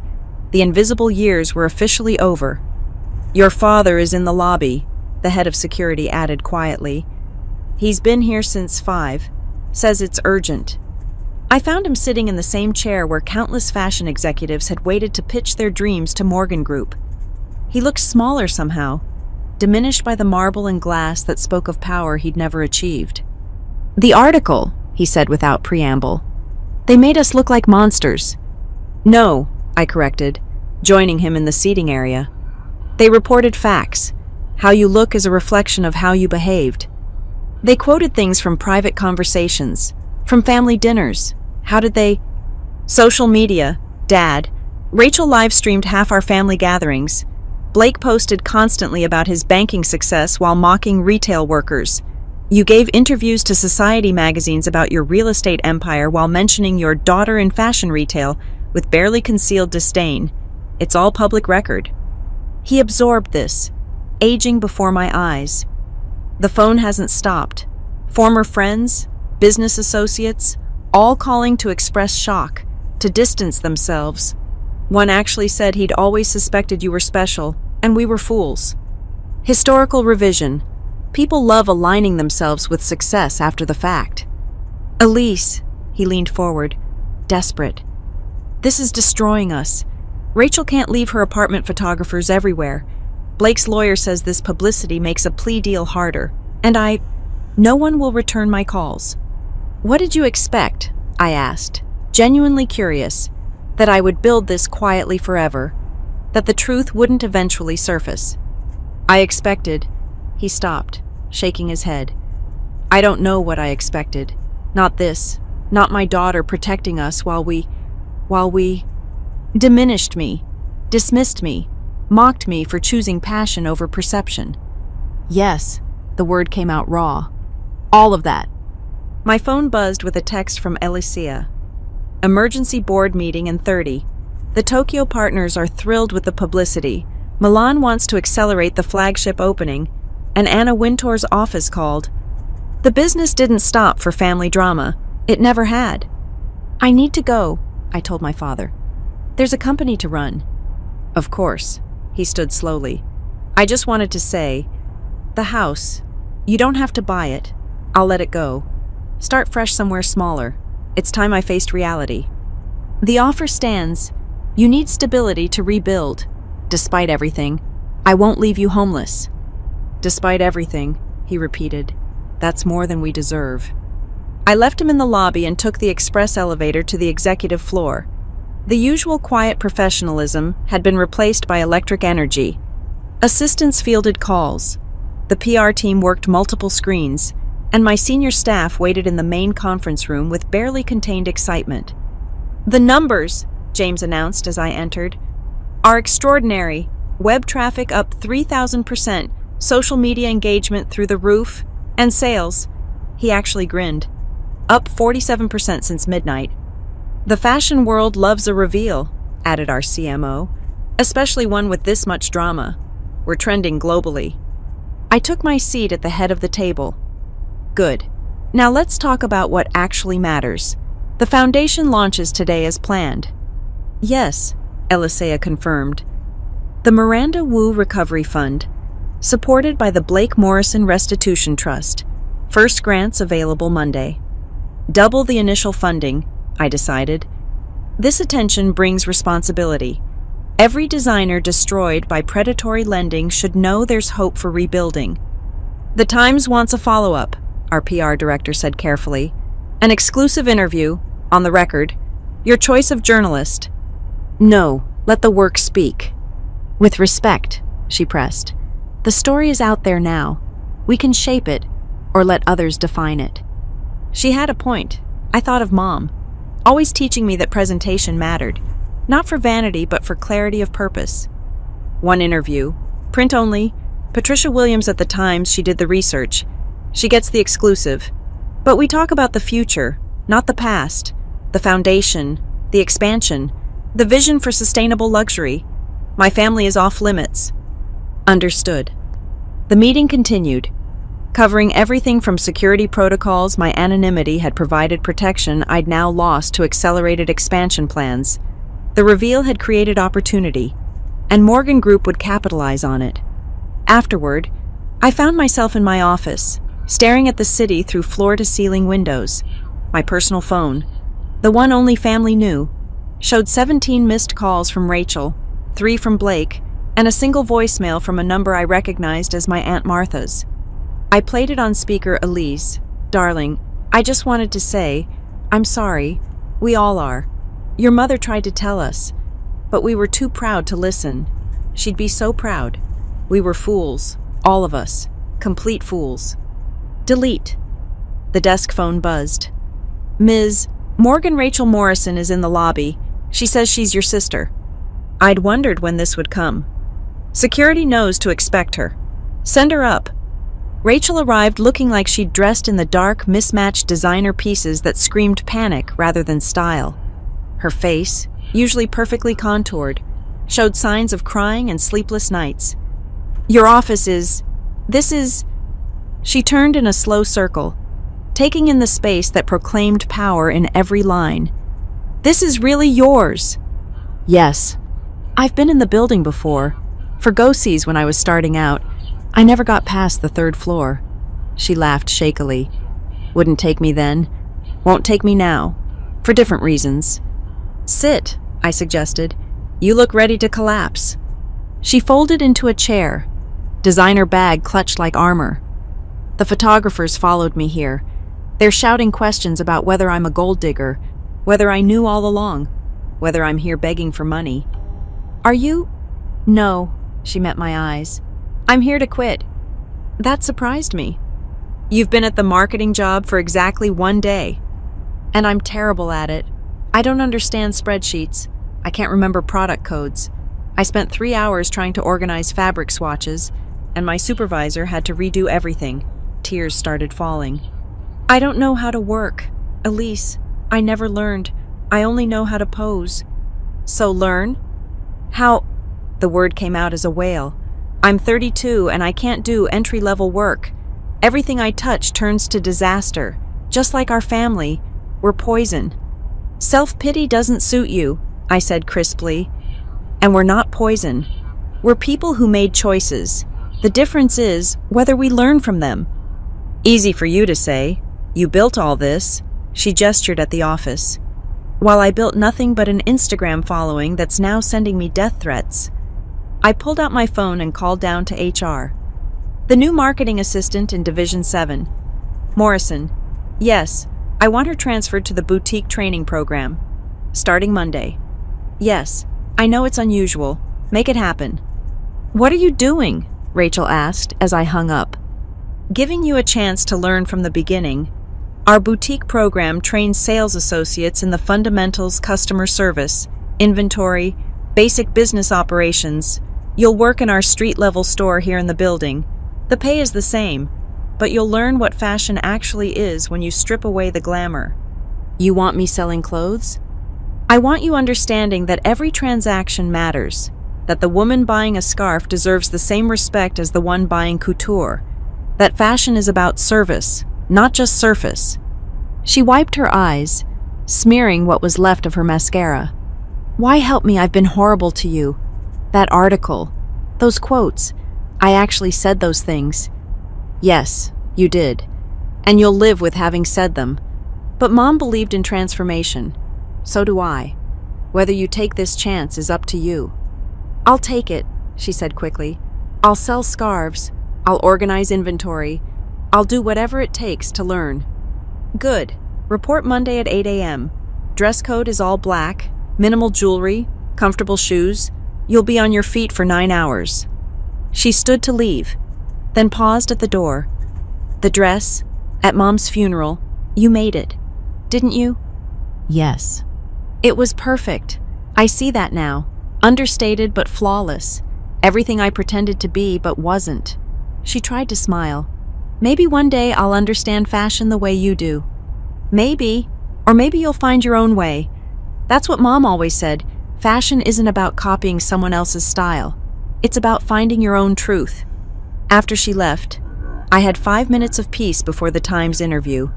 5 minutes to think about transformation, second chances, and the strange journey that had brought my family to their knees, while lifting me to heights they'd never imagined possible. Patricia Williams arrived precisely on time, digital recorder in hand, and eyes sharp with intelligence. She'd broken the story that ended our careful separation of lives. Now she'd help write the next chapter. "So," she began, settling into her chair, "everyone wants to know, how does it feel to be visible?" I considered the question, thinking of shadows and light, of building in silence and revealing in thunder. "Like taking off a coat I no longer need," I said finally. "Useful while it lasted, but the weather's changed." She smiled, understanding the fashion metaphor. "And your family?" "Off limits, as agreed." "Then let's talk about the future. Morgan Group just announced a foundation for designers affected by predatory lending. The timing seems pointed." "Fashion has always been about transformation," I replied. "Sometimes that includes transforming mistakes into opportunities for redemption." "Is that what this is, redemption?" "It's what fashion has always been, the chance to become something new while honoring what came before. My mother taught me that in a 20 by 30-foot boutique. Now I teach it across 63 stores worldwide. The scale changes. The principle doesn't." The interview continued for an hour, covering business philosophy, expansion plans, the vision for sustainable luxury that would define Morgan Group's next decade. Through it all, I kept thinking about my family, scattered across the city, each grappling with the collapse of illusions they'd mistaken for truth. As Patricia prepared to leave, she asked one final question: any regrets about the years of invisibility? I thought about all those family dinners, the dismissive comments, the casual cruelty of being unseen by those who should have looked closest. No, I said firmly. Every designer knows that the most important work happens before the reveal. The years they didn't see me were the years I learned to see myself. That's worth more than recognition. Even from family, especially from family, their blindness taught me to value my own vision. I wouldn't change that lesson, even if I could. She left with enough material for a dozen articles. I remained at my desk as the sun set over Los Angeles, painting the sky in shades of revelation and reckoning. Tomorrow would bring new challenges. The boutique would open with Rachel behind the counter, learning humility one transaction at a time. Blake would meet with federal prosecutors, trading information for the possibility of redemption. Dad would sign papers accepting my offer, beginning his journey from emperor of nothing to tenant of truth. But tonight, I sat in my tower of glass and ambition, no longer invisible, no longer dismissed, no longer the family disappointment who played with clothes while real life passed her by. The city lights sparkled below, each one a dream, a desire, a chance for transformation.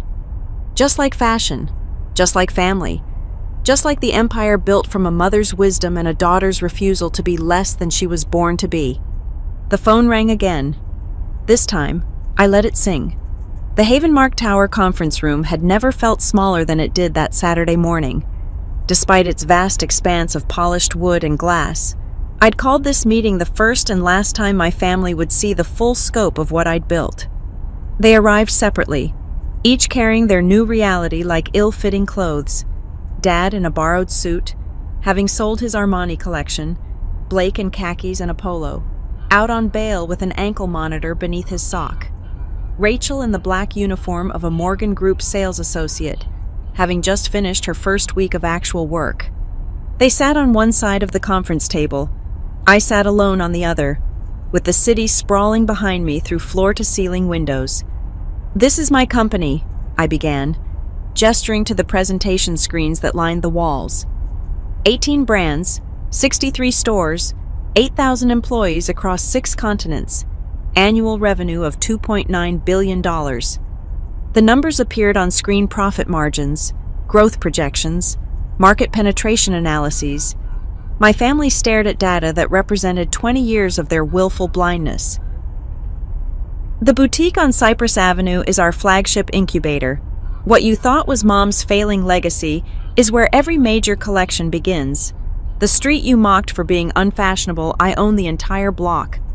More screens lit up property deeds, architectural plans, the underground complex they'd never imagined existed. "But you lived in a studio apartment," Rachel said weakly. "Drove that old Prius." "I own 14 properties globally. The studio is the penthouse at Meridian Towers. The Prius was camouflage, like everything else you chose to see." Blake leaned forward, the businessman in him still functioning despite everything. "The corporate structure. How did you hide this, the regulatory filings alone? Shell companies, subsidiaries, foreign holdings, all legal, all transparent to anyone who bothered to look beyond surface assumptions. You were all so certain I was failing that you never questioned the obvious signs of success." "What signs?" Dad's voice cracked with frustration. "The clients who traveled internationally to visit our little boutique, the fashion editors who mentioned me in buried paragraphs you never read, the times I declined your financial help without panic, the fact that I never asked you for anything after that first loan rejection 8 years ago." Silence settled like dust. On screen, images cycled through fashion weeks in Paris and Milan, where I'd shown collections, magazine covers featuring my designs, celebrities in custom pieces they'd never known were mine. "Why show us this now?" Blake asked. "To hurt us more?" "No, to free us, all of us." I stood, walking to the windows. "You've spent 20 years trapped by your assumptions about me. I've spent 20 years hiding to avoid disrupting those assumptions. We've all been prisoners of the same lie." "So what happens now?" Dad asked. I turned back to face them. "Now you know the truth. What you do with it is your choice. The financial help I've offered stands not because you deserve it, but because I choose to give it. The conditions remain the same." "The letters," Rachel said suddenly. "The apology letters to Mom. You wanted us to write them before you revealed this. Why?" "Because apologizing to me would have been performed for gain. Apologizing to her memory was just truth. She's the only one who matters in this story. She saw what I could become and loved me through the becoming. You saw what you wanted to see and loved the image, not the person." "That's not fair," Dad protested. "We loved you. You loved your idea of me, the struggling artist daughter, the simple one who inherited Mom's hobby, the family project you could pity to feel better about yourselves." I returned to my chair. "But that ends today. From now on, you deal with who I actually am." "Which is what—" Blake's question held genuine curiosity. "Who are you? Really?"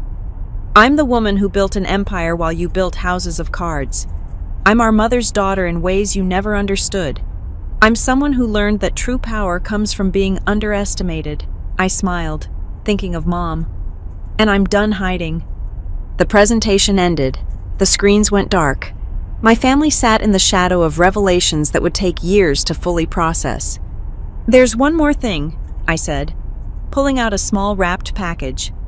"I found this in Mom's things at the boutique. It's addressed to all of us. Dated a week before she died. I've been waiting for the right moment to open it." Inside was a letter in her careful handwriting, and 4 small velvet pouches. I read aloud, "My darling children, if you're reading this together, then perhaps time has begun healing what pride divided. In each pouch is a button from my wedding dress, the one dress I never sold, never altered, never let go. I've carried these buttons for 40 years as reminders that the most beautiful things in life are often hidden in plain sight, waiting to be recognized by those who truly see. We each took a pouch. Inside was an antique pearl button, luminous despite its age. Elise understood this first. The letter continued. She saw beauty where others saw ordinary, value where others saw worthless, possibility where others saw endings. I pray that someday you'll all see what she sees. That transformation isn't about changing who you are, but revealing who you've always been. Rachel was crying openly now. Blake stared at his button as if it held answers. Dad clutched his like a lifeline. She knew, he whispered. She knew everything.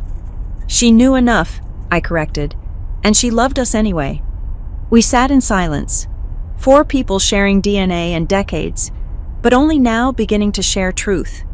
Outside, Los Angeles stretched toward the ocean, indifferent to our small family drama, but somehow made more beautiful by it. I should get back to the boutique, Rachel said finally. My shift starts at noon. My supervisor says I'm improving, slowly, but improving. I have a meeting with the federal prosecutor Monday, Blake added. Full cooperation in exchange for minimum security. Maybe I can teach financial literacy there, help people avoid what I did to them. And I signed the house papers Tuesday, Dad said. Downsizing to a rental, starting over at 72, he attempted a smile. Your mother always said I was a late bloomer. They stood to leave, and I surprised myself by saying, Sunday dinner? Tomorrow? My place? My real place? 7 o'clock? They stared. We hadn't shared a meal without lies between us in 20 years. Just dinner, I clarified. No business, no apologies, just food and whatever conversation happens. I'll bring wine, Dad offered. The good stuff I've been saving. I'll cook, Rachel said. I've been learning, YouTube mostly, but I'm getting better. I'll handle dessert, Blake added. There's a bakery near the halfway house that makes Mom's favorite cake. After they left, I remained in the conference room, holding my mother's button up to the light. It caught the sun, throwing tiny rainbows across the polished table, beauty hidden in plain sight, waiting for the right angle of vision. Alicia appeared in the doorway. The Times interview published an hour ago. It's already been shared 100,000 times. The headline reads, The Fashion Revolutionary Who Hid in Plain Sight. Any surprises? She kept her word. Family stays off limits. The focus is entirely on the business and the foundation, although, she smiled slightly. She does end with a quote about how the best designs often come from understanding what it means to be unseen. Clever? Will you read it? Later, right now, I have a boutique to visit. The original boutique on Cypress Avenue was quiet that afternoon, just a few customers browsing the carefully curated selection. I moved through the space, straightening a dress here, adjusting a display there, remembering my mother doing the same things with the same care. In the back office, I opened her notebook again, turning to a page I'd memorized. Fashion is transformation, but family is the fabric. Both require patience, skill, and the willingness to see potential where others see flaws. Through the window, I watched Rachel helping a customer, her movements still uncertain but earnest. She held up a scarf, explaining something about the fabric, and for a moment I saw our mother in her gestures, the same careful attention, the same desire to help someone see themselves differently. My phone buzzed with messages from the fashion world, the financial press, the 1,000 people who suddenly needed Morgan's attention, but I silenced it all, choosing instead to sit in the quiet of my mother's space, holding a pearl button that had witnessed vows and promises, love and disappointment, the whole messy, beautiful truth of family. Tomorrow would bring Sunday dinner awkward, probably painful, definitely real. My family would sit at my actual table in my actual home, and we'd try to build something new from the ruins of what we'd been. It might work, it might not, but we'd try. Because that's what fashion taught you, that everything could be remade, that seams could be strengthened, that even the most damaged fabric could find new purpose if you approached it with skill and love and ruthless honesty about what you were working with. The sun set over Cypress Avenue, painting the boutique in golden light. Somewhere in the city, my father was learning to live smaller. My brother was preparing to trade information for freedom. My sister was discovering what work actually meant. And I sat in the space where it all began. No longer invisible, no longer hiding. Finally seen for exactly who I'd always been. My name is Elise Morgan. I built an empire in the shadows of my family's assumptions. I honored my mother by becoming myself. And I learned that the best revenge isn't served cold or hot or even couture. It's served with grace, with boundaries, and with the quiet satisfaction of knowing that the most beautiful transformations happen when we finally stop hiding our light under designer bushels. The boutique door chimed. Another customer, another chance for transformation, another moment in the endless, elegant conversation between who we are and who we're becoming.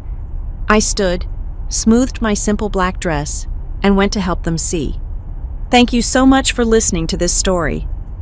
I'm curious, where in the world are you enjoying this tale of family, fashion, and hidden empires? Please share in the comments below. I'd love to connect and hear your thoughts about Elise's journey. If this story resonated with you, don't forget to subscribe to the channel and hit the like button. And if you really want to help more people discover this story, please hit that hype button. It makes a huge difference in sharing these tales with a wider audience. Until next time.